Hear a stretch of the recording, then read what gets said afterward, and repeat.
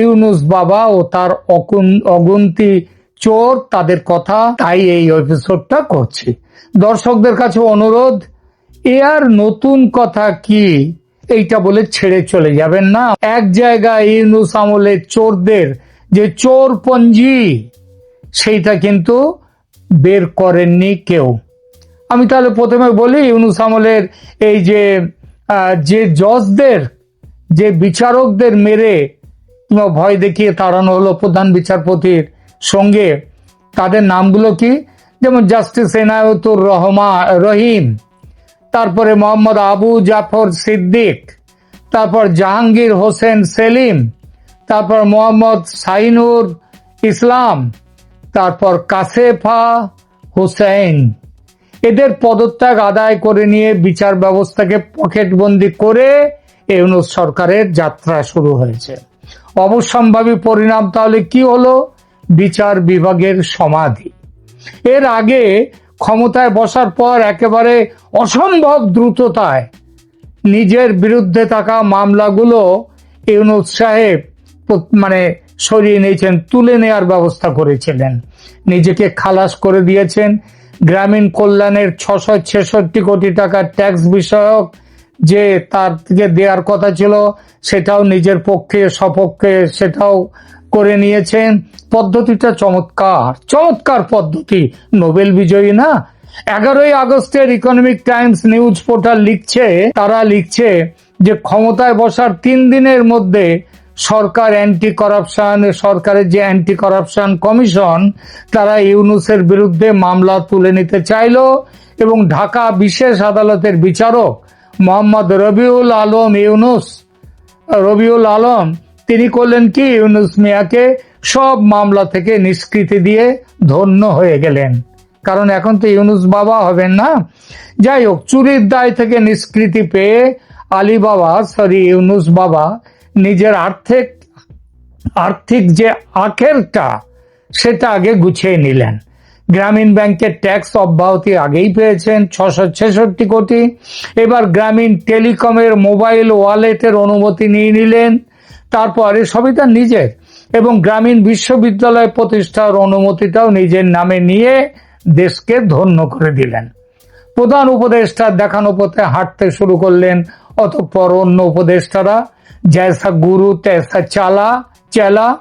উপদেষ্টাদের বিরুদ্ধে দুর্নীতির অভিযোগগুলো কিরকম?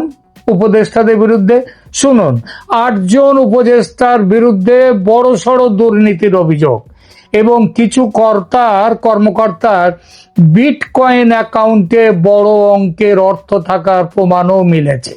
এদের মধ্যে যারা চুনোপুটি নয়, রাঘব বোয়াল, তাদের নামের তালিকাটি বলছি, নইলে শফিকুল আলম, যাকে অনেকে বলেন কি ডাস্টবিন শফিকুল, তো সেই শফিকুল আলম প্রধান উপদেষ্টার প্রেস সেক্রেটারি, তিনি, তার যেটা অন্যান্য সম্পত্তির কথা আলাদা, শুধু বিটকয়েন তার আছে 93.06টি। এর দাম কত জানেন?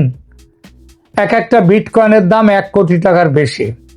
তার এই 93.06 সংখ্যার যে বিটকয়েন, তার দাম 100 কোটি টাকার উপরে। নাহিদ ইসলাম, সাবেক ছাত্র নেতা, আগুন খেকো ছাত্র নেতা, এবং তিনি উপদেষ্টা ছিলেন, এই মুহূর্তে উপদেষ্টা নেই, এখন তিনি হচ্ছেন এনসিপির সর্বেসর্বা। তার আছে ছিল, যখন তিনি উপদেষ্টা ছিলেন সেই সময় তার নামে আছে 204.64 বিটকয়েন, যার বাজার মূল্য 220 কোটি টাকার বেশি। আসিফ মোহাম্মদ সাজিব ভুঁইয়া, ইনিও একটা খুব বড় উপদেষ্টা, ইনি নাকি কি গ্রামীণ উন্নয়নের কাজ করেন, যাই হোক সেই দপ্তর। তো তার কত? তার বিটকয়েনের সংখ্যা, এটা গেল কিন্তু বলছি কয়েক মাস আগের পাওয়া খবর এগুলো, সেটা হচ্ছে 113 বিটকয়েন তার, যার মূল্য 120 কোটি টাকার উপরে। মোয়াজ্জেম হোসেন আসিফ ভুঁইয়া, এই মোয়াজ্জেম হোসেন, ইনি হচ্ছেন আসিফ ভুঁইয়ার সহকারী এপিএস। তার কত টাকার সম্পত্তি? তার 300 কোটি। সার্জিস আলম, সহযোগী নেতা, যাকে কয়েকদিন আগে আমাদের যিনি বিএনপি নেত্রী আছেন, তিনি তার নামে কি সব ভিখারিনীর কি সব বলেছেন তো সেই শুনেছি তার সম্পর্কে যে তিনি খুবই সামান্য পরিবারে, ভিখারিনী পরিবারে, কিন্তু তার যে এক সূত্র থেকে জানা যাচ্ছে তার কাছে আছে 77.69 বিটকয়েন, যার মূল্য প্রায় 80 কোটি টাকা। খান তালাত মাহমুদ রফিক, ইনিও একজন এনসিপির সহযোগী নেতা। এনার বিটকয়েন এবং তার আর্থিক মূল্য হচ্ছে প্রায় 11 কোটি টাকা। এছাড়া বিভিন্ন কমিশন সদস্য, বিভিন্ন উপদেষ্টা, ছাত্রনেতা, অফিসাররা মাত্র 1 বছরের ইউনূস শাসনে দুর্নীতিকে একটা প্রাতিষ্ঠানিক মর্যাদা দিতে সফল হয়েছে। এটা এই সরকারের একটা বড় সাফল্য, বিরাট সাফল্য। বিভিন্ন সূত্র থেকে পাওয়া এসব খবর, তবে তাদের মধ্যে বিশেষভাবে উল্লেখ হচ্ছে দ্য এশিয়া পোস্ট নামের সংবাদ পোর্টাল। উপদেষ্টা আসিফ মাহমুদের এপিএস সহ অনেকেই সরকারি ক্ষমতার অপব্যবহার ও অর্থ আত্মসাতের সাথে যুক্ত বলে অভিযোগ। কাউকে কাউকে পদ থেকে সরিয়ে দেওয়া হয়েছে, তাতেই বোঝা যাচ্ছে অভিযোগের সত্যতা। এ তালিকার বাইরে আরো বহু নাম সংবাদ মাধ্যমে আলোচিত। এবার নজর ফেরায় ইউনূস বাবা এবং তার অগুন্তি চোরেদের আর এক বড় কীর্তির উপর। এটা হলো চাঁদাবাজি। চাঁদাবাজির বিরাট দুনিয়া। চাঁদাবাজি এখন বাংলাদেশের অন্যতম সফল ইন্ডাস্ট্রি। কয়েকদিন আগে রাতের বেলায় এক যুব উপদেষ্টা নিজেই রাতের বেলায় জলবল নিয়ে গিয়েছিলেন 1 কোটি টাকা চাঁদাবাজি করতে। সেই ঘটনা সাড়া ফেলেছে দেশে বিদেশে। সে খবর হয়তো পেয়েছেন আপনারা অনেকেই। এই ইন্ডাস্ট্রি বর্তমানে এতটাই সফল যে বিভিন্ন রাজনৈতিক দল একেবারে চাঁদাবাজদের নামের তালিকা দলের পক্ষ থেকে ঘোষণা করে দিয়েছে। কোন উদ্দেশ্যে এই ঘোষণা, সেটা নিয়ে অবশ্য মতবিরোধ আছে।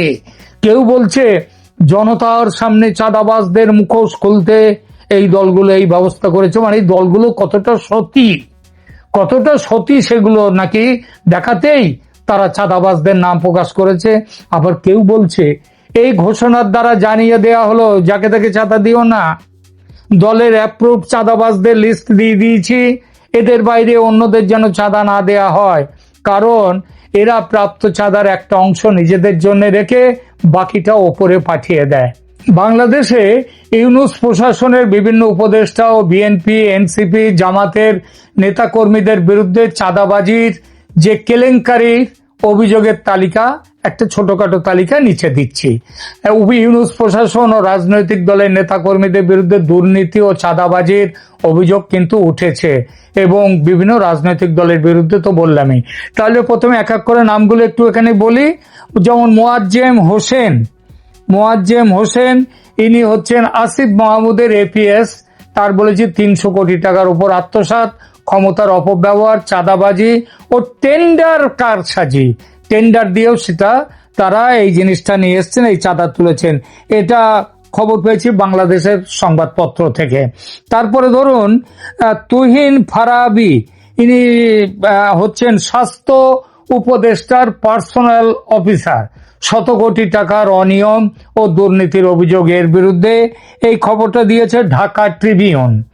তারপরে গাজী সালাউদ্দিন তানভীর, ইনি এনসিপির প্রাক্তন যুগ্ম সচিব। ইনি 100 কোটি টাকার অবৈধ সম্পদের মালিক হয়েছেন ক্ষমতার অপব্যবহার, চাঁদাবাজি ও টেন্ডার অনিয়ম করে। এ খবর পেয়েছি কোত্থেকে? ঢাকা ট্রিবিউন। তারিকুল ইসলাম, এনসিপি নেতা, তিনিও তারও এইরকম সম্পদ তারও নামেও তৈরি হয়েছে এবং এসিসি এখানে অ্যান্টি কারাপশন কমিশন তাকে আবার ডেকেছে, মানে এরপরে তাকে আবার সাসপেন্ড করা হয়েছে তারিকুল ইসলামকে। এবং এখানটায় তাকে এই খবরটা পেয়েছি ঢাকা ট্রিবিউন থেকে। সার্জিস আলম, হাসনাত আবদুল্লাহ, খালেদ সাইফুল্লাহ, তারপর নাসির উদ্দিন পাটোয়ারি, এনসিপি শীর্ষ নেতারা, এদের বিরুদ্ধে অভিযোগ। বিএনপি আবার একটা চমৎকার কাজ করেছে, এদের কয়েকটা জায়গায় আবার এরা মানে একেবারে লিস্ট তালিকা বার করে দিয়েছে যে কারা কারা চাঁদাবাজ। এখানে আসাদুজ্জামান জনি, তিনি নোয়াপাড়া পৌরসভার বিএনপির সাংগঠনিক সম্পাদক এবং তিনি অভিযোগটি ব্যবসায়ী শাহনাজ কবির টিপুকে বুকে বালিতে পুঁতে 4 কোটি টাকা চাঁদা আদায় করেছিলেন। এটা কোথা থেকে? এটাতেও আমরা বাংলাদেশের লিবার্টি তাদের কাছ থেকে আমরা এই খবরটা পেয়েছি। 6 জন জামায়াত কর্মী চাঁদাবাজির তালিকায় অন্তর্ভুক্ত হয়েছে। 123 জনের তালিকায় তাদের হচ্ছে 6 জন জামাতের। খবরটা কে দিয়েছে? প্রথম আলো। এরা সবাই রাজশাহীর। বিভিন্ন জামাত কর্মী হাইওয়ে চাঁদাবাজি ও প্রতিষ্ঠান থেকে চাঁদা আদায়ের জন্য ব্যস্ত সারা দেশ জুড়ে। এ খবরটাও এসছে লোকমত টাইমস থেকে। সামগ্রিক পরিসংখ্যান ও তথ্যটা একটু দেই।